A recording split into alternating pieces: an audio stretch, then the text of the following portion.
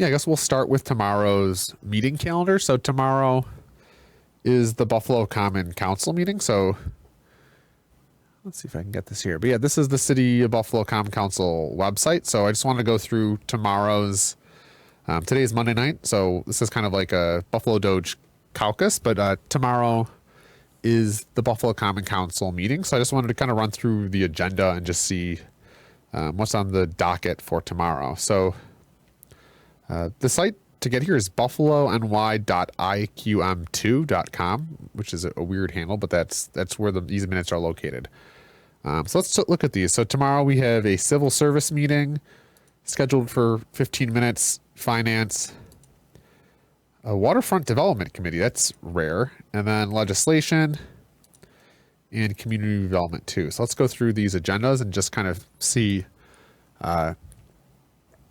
what's up tomorrow. So here's the civil service committee agenda. So we have a couple items. We have 25-47, notice of acting commissioner of police, Alfonso Wright.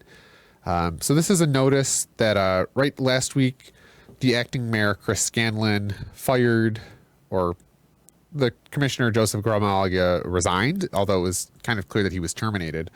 So this is a notice just showing that Alfonso Wright will be the new acting commissioner. There was some discussion in the chambers of whether it seems like the city charter does not allow an acting mayor cannot appoint a permanent commissioner.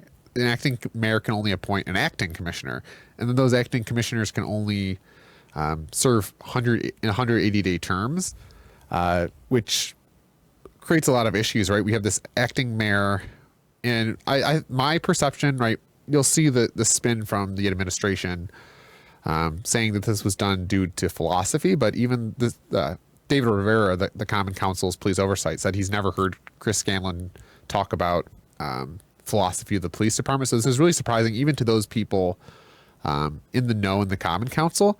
My perspective, and I think what people in the know kind of think, is that what you see here is acting mayor Chris Scanlon is kind of using his position as the acting mayor and the authority of the mayor to really curry favors. I feel like he fired the police commissioner to curry favors with the police union in order to get the police union vote before, right, the primary election. It's kind of a weird timing because the week before Joseph Gramaglio was terminated, the city, Chris Scanlon and the police commissioner had come out with this press release touting that, violent crime was at the lowest rate. It was super low and they were making progress. And then a week later, the commissioner or the police commissioner was fired. And I base the assumption on this is because on the police union website, the union president had kind of had some rhetoric in his newsletter just talking about really spewing kind of disdain for the commissioner and saying that this with the new mayor, we'll get a new commissioner. And then it's very clear in my interpretation of what's going on is, right, the acting mayor, he terminated the police commissioner really to get the rank and fire officers and really curry a favor for the police union in order to get their vote. Because this week, acting mayor Scanlon officially announced that he is running for mayor. So the June primary will be here soon. And I think with so many candidates in the race, really the police union and these voting blocks is going to be, it's very important. So it's a very strong political force, the police union. And I'm sure they'll remember. I mean, the police union has already held fundraisers for the acting mayor. The acting mayor's deputy mayor has had experience as a consultant or a communications consultant with the police department. So there is a tie over there. That's kind of the big thing in civil service. Look like there's some other appointments here. So this director of administration, director of media relations, it just looks like the acting mayor is making several appointments. And another thing that I've seen here is this PAM forms from provisional to permanent. I've seen this recently of items coming to the Civil Service Commission committee changing employee statuses from provisional to permanent with this form, which I'm not sure if that's allowed, but I'm curious if my items have anything to do with this, because you'll see here item 24-2175. This is an item I have tabled, which is about concerns with the provisional pipelines, and then also 24-1763 civil service exams for provisional date appointments. So I've pointed out in these items that the city of Buffalo is violating civil service law by keeping people provisionally indefinitely. So I'm curious, I've started to see kind of these new forms that they know that I'm right because they are violating civil service law. So I'm curious if they've started to get their ducks in a row. And my understanding of the civil service law is that the city has to hold civil service exams in order to make people permanent. But what I've seen them do here is start to just issue forms that, like a signed form that changes their status from provisional to permanent, which I don't know if it is allowed. I know the personnel specialist 2 in the city has been signing off on these, but the personnel specialist 2 is also the person who's been violating civil service law. So I don't think we should leave it up to the people who have been breaking the law to fix the civil service law. You know, I think a big problem with the Civil Service Committee is, right, this meeting is scheduled for 9:45. They only schedule 15 minutes every other week to talk about civil service issues in the city. And civil service, right, it's hundreds of millions of dollars of payroll costs, and the Common Council does not take civil service oversight seriously. And then also here in the civil service is appointing the new executive director. So Brendan Mahaffey, who is the executive director in OSP, he was, again, relieved of his duties, and Nadine Marrero is the new kind of appointment. And I don't know if that one was as politically motivated as much as, Brendan Mahaffey in OSP. That's like where all the corruption was in the Brown administration, and it was just untenable to really. You had to have someone new in there. So I think that's just my perception of the situation. Yeah, and then a bunch of tabled items too. So that's civil service. That's 9:45, and you can watch that on the Common Council's Facebook page. So really the big item there that I'm watching there is the acting police commissioner, especially discussion. The Corporation Council will provide their interpretation of if the acting mayor, it seems the acting mayor is not allowed to appoint permanent commissioners, as only the mayor can do that. And technically our charter, the only way you can become mayor is being elected mayor. So I think a lot of people think of the acting mayor as like, oh, this is like the U.S. Constitution where, it outlines who ascends, and there's no really ascension to the presidency or the mayorship. It's more of those duties go to someone because the city has no mayor. So we technically do not have a mayor here till November of next year with this election. So let's move on to finance. So this is the finance agenda. I think the big items right here, I think the big one is this mayoral response to the comptroller's letter, and 2562, a letter to administration, the ARPA unencumbered balances. And these items, it had come out last week, These items are about essentially the comptroller sent a letter to the Common Council calling out the mayor and the administration, saying that the ARPA or the American Rescue Plan funds were not all encumbered, and if they're not all encumbered, we have to give the money back. Because again, after during the kind of the pandemic, right, there was the bailouts, and one part of that was President Biden's American Rescue Plan, which, gave money to municipalities all across the country. In that program, of which the city of Buffalo received $330 million, came to the city of Buffalo, and they were able to allot that money across 7 categories, things from infrastructure to addressing negative economic impacts, and many things. So that money had to be allocated by the end of 2024. So that date has passed. So the city can no longer change how that money's spent. They have to now expend it. I think they have another 2 years here to actually cut the checks.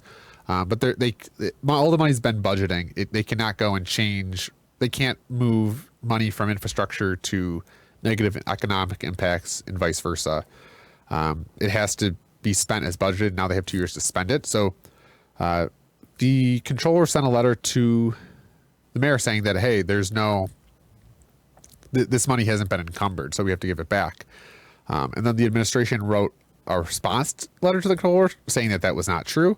And this is especially spicy because acting Mayor Scanlon had terminated Finance Commissioner Delano Dowell, and then Delano Dowell immediately became the deputy controller. So you have this situation where the acting mayor fired the finance commissioner, and the finance commissioner Dowell was really the only city person who was administering the ARPA funds. So he's kind of really responsible for the outlay of the program. And then you have, the deputy controller, the former finance, then, taking shots at his, the person who kind of fired him. So it's interesting because even then in the Council caucus last week, it was still unclear.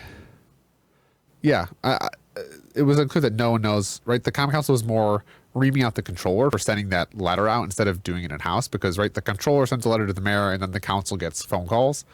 And it's unclear. I think there's still, I know I've done some minor auditing into the city's ARPA plans and all the numbers are different. So the numbers in the original plan versus the adopted plan versus what the city's reported to the federal government, they're all different. And even what's reported on the city's open data portal and the city's budget, all the numbers are different. So it really wouldn't surprise me. I think you've seen a couple legislators advocate for an audit of ARPA funds. And I think it's interesting. I think money was misallocated, especially, for example, one of the projects is this policy equity vehicle, which was essentially a vehicle for the police department. And that project just appeared. It was never adopted. It was never amended into a document. It just showed up as an expense. So I know I have some questions, and it's very clear that no one in City Hall knows where the money is. So it wouldn't surprise me if that money gets taken back, which would be, it would be tragic because it would just be a comical. You got a free handout from the government, and even then you had to give money back because you weren't able to account for it. And really, one of the main issues in this whole debacle seems to be around the city's accounting system. So Munis, the controller was, it got into really the technical details of what's an encumbered fund versus unencumbered. And the controller says that, contracts need to be entered into Munis, which is the city's ERP, enterprise resource planning system, in order for it to be encumbered. And the controller is saying, or the council, or the president, acting mayor is saying something differently. So it's really this comical situation of nobody knows what's going on. So we'll see. That's definitely going to be an interesting item of discussion in tomorrow's meeting. Some other funds here, 25 to 65, the popular annual financial report. So this is a item every year the controller files an item. Yeah, essentially just a financial report for the city. So that's always an interesting read, and that's on the agenda. And then also we have an item requesting an agreement. So right, there's still about the Erie Basin Marina operation. So that was an investigation that came out that essentially the city was leasing the Erie, something like they were leasing the Erie Basin Marina for like $1, and they weren't getting any revenue from it. So this vendor, I think it was Smith Boys, they were like using the marina, getting all the benefits of it, but then there was no liability insurance. So if someone got hit with a boat or died, the city was completely liable for it. And I think it was just an example of really poor contract. You just wonder how many of those are out there because there's just such mismanagement of city contracts and whatnot. So that's finance. That'll be that's like one of the major committee meetings. And then let's look at, so this waterfront development committee is interesting because this was originally scheduled for last week, but they like never announced anything, and it looks like they just kind of put it now into after the finance. So it looks like there's really just again, this is coming back to prohibiting. It looks like they're auditing the Erie County Erie Basin Marina, right? I think there was some. It's egregious, right? If we have this city harbor that's being leased out for $1, the city's getting no revenue from that, but then has all the liability because the vendor has no liability insurance. It just is comically mismanagement, especially when our city doesn't have any money, that you're just kind of own waterfront property, are only getting $1 in return. And then not only are you just getting $1 in revenue, you're opening yourself up to potentially crippling expenses. If anything, right, a marina is a pretty dangerous operation, right? You have, dozens of boats. You have the potential for people to be drinking while boating. So there's definitely the potential of bodily injury and harm, and all that liability is on the city because the vendor doesn't have any liability insurance. So it's like very comical mismanagement.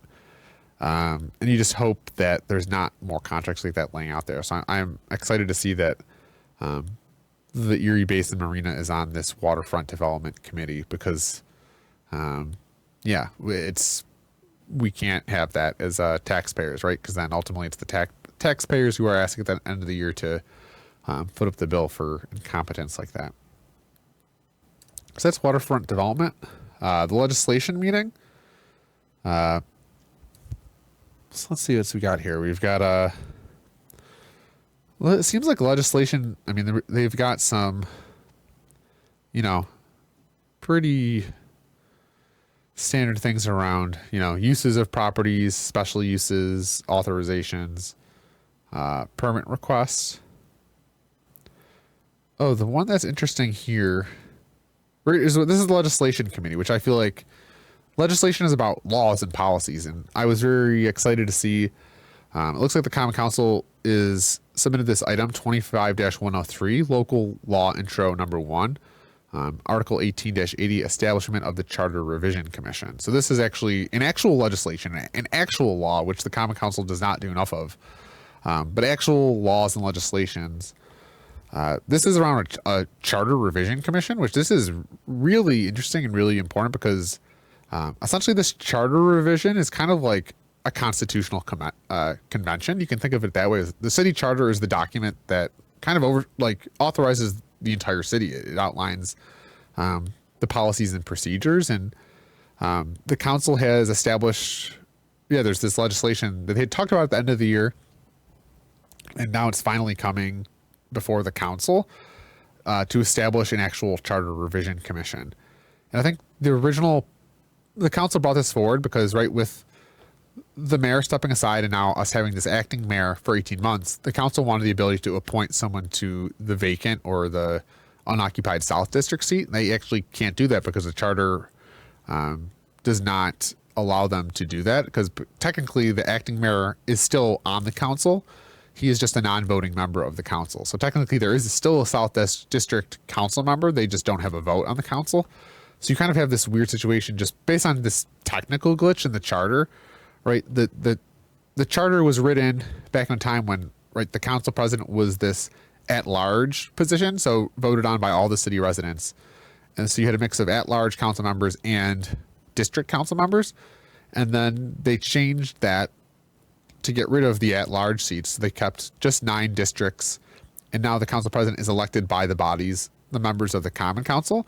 So it created this weird thing of this glitch of now that we've actually experienced where, oh wait, the mayor steps aside, a single district member becomes the acting mayor, and then that district, you have the city residents oppressed because now we're forced to be governed by an acting mayor who 8/9 of the city had no say in them being on the council, let alone them being president. And then you also have the South District council members who now for 14 months are oppressed because they do not have any vote on the council. So it's this just bizarre situation that was not foreseen, which I think was why the council initially seeked to establish this charter revision. So this, in order to change that whole, ascension of power and whatnot, that has to be part of a charter revision, and then that charter revision needs to be brought up to a vote by the residents in the next election. So that's why I believe they're doing this. But what this opens up is a charter revision could be much broader than that, right? This is kind of the constitution of the city. So this isn't just an opportunity to amend kind of the order of ascension to seats of power. This is an opportunity to fundamentally change the operations of our city, which I don't know if the council's fully open to that possibility, but I know there's plenty of citizens, not just myself, but there's plenty of citizens that are really excited about the opportunity to actually radically change the charter, because there's opportunities here to really radically change our government and how the city operates. And a truly open, innovative charter here could really do a lot of good here. And I hope I did apply to be on the Charter Revision Commission and never got any communication. So I thought this was on the back burner, but it seemed like the council just slipped this into the the the council agenda here, and it's exciting to have this local law intro. We got a comment here, Rizzler, Rigby, and Jay. So thank you. I don't know what Rizzler means, but yeah, Rizzler. So this is exciting because I think as much as the Common Council is probably going to try to clamp public participation down in the Charter Revision Commission, I think there's enough people that have been paying attention, enough interest to really get some true citizens and true innovative thinkers and to really radically propose some really radical changes to the charter. And I have no doubt, and if I was a betting man, I would put that the council is going to try to put members on that are kind of not as radical or maybe open to change. I think I'd almost put money on Dave Franzak being the former Fillmore council member who's kind of their chosen citizen to chair all these committees. He chaired the gerrymandering committee and the council pay raise committee, and I wouldn't be surprised me if he shows up again here. But I think there's enough people that have been paying attention to this and are really excited about the ability to radically transform the city. And I think this combined with the mayor's race, where you could have a new executive in city government, but then also new laws and regulations actually governing the city charter are really exciting. And I'm optimistic. I hope that gets a lot of attention. It looks like it's kind of snuck in here, but we'll see. We'll see what the discussion is tomorrow. But I think it's exciting, definitely something to keep our eyes on, because it's like something this year that could really radically bring a lot of good into the city is actually changing some of the policies and procedures. We have a comment here. Keep up the good work from John for all. Well, thanks, John, and thanks for tuning in. Yeah, I think I'm already liking this Monday show because I can just kind of read and riff on this agenda, and then people can watch the meetings tomorrow and be somewhat informed. And I don't even really view this as work. I think it's just exciting. I think the more I pay attention, the more it's very clear that more people need to be paying attention. And yeah, it can be kind of boring, but at the same time, I call City Hall like a Jerry Springer show, so it's kind of exciting too because yeah, there's just lots of dysfunction that's always coming to light. So let's move towards community development. Some items here.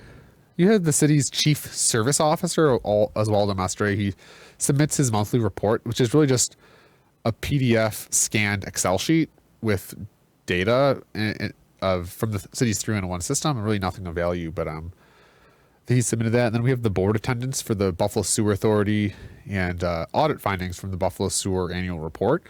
The Buffalo Sewer Authority is like, it's not the city, but it's this kind of public authority. And I know one thing I'm interested in, and I've considered maybe filing an item on this, of the Buffalo Sewer Authority, according to my information and my belief, they are violating their bylaws. So their bylaws state that they should have 5 board members, but they only have 3 board members, and those members are appointed by the mayor. And those 3 board members, I believe, have been the only 3 board members for like 15 plus years. And it creates this situation where if any of those board members are absent, the board automatically doesn't have quorum. Because if there's 5 board members, you need 3 board members to have quorum. And I don't know the backstory on that. I just know that there's a lot of corruption and weirdness going on at the sewer authority. And I'd love to see them be in compliance with their own bylaws and have 5 board members. So that's something that's coming up. And I know the Buffalo Sewer Authority, I think it just recently, through some public pressure with Charlie Specht, I know was great on the reporting from the Buffalo, or I think Channel 2 or investigative reporting. He was just, he did some reporting on how, a lot of expenditures that were going towards travel for employees of the sewer authority. And I think there's some public pressure where now the sewer authority will actually meet at City Hall. They used to meet at like the sewer plant and nobody was public, but I'm trying my best to kind of monitor and provide oversight there, because no one's really paying attention to the council, but no one is really at all is paying attention to these authorities. So the sewer authority, the water board, and the Buffalo Urban Renewal Agency. And then we have this item here, opposition to wind tunnels in Lake Erie. So that's something that had come before the council. There was kind of this environmental group that had been opposing wind turbines, and they almost accepted this, but then Councilmember Golumbic and other council members said they wanted to get more information. So we see A resolution opposing wind turbines in Erie County back on the agenda. And then we also have here Wyatt requesting DPW for electric vehicle infrastructure plan. Yeah, community development, it just seems kind of slow these days. I think all these committees, especially given how much work needs to be done, given the, the amount of work and the amount of things that are out of compliance, right? We have violations across the board. It just doesn't seem like a lot of the council members, I don't really know what they do, because they have these meetings that are like 15 minutes long, and then they do that every 2 weeks. And there's a lot of work that needs to be done that's not getting the attention it needs. But those are kind of the big items, I guess, on tomorrow's council agenda. So, sorry, I'm getting a little sleepy there. But you can watch those on the Buffalo Common Council Facebook page tomorrow. And I think that's it. Some oversight on just what's on the docket for tomorrow.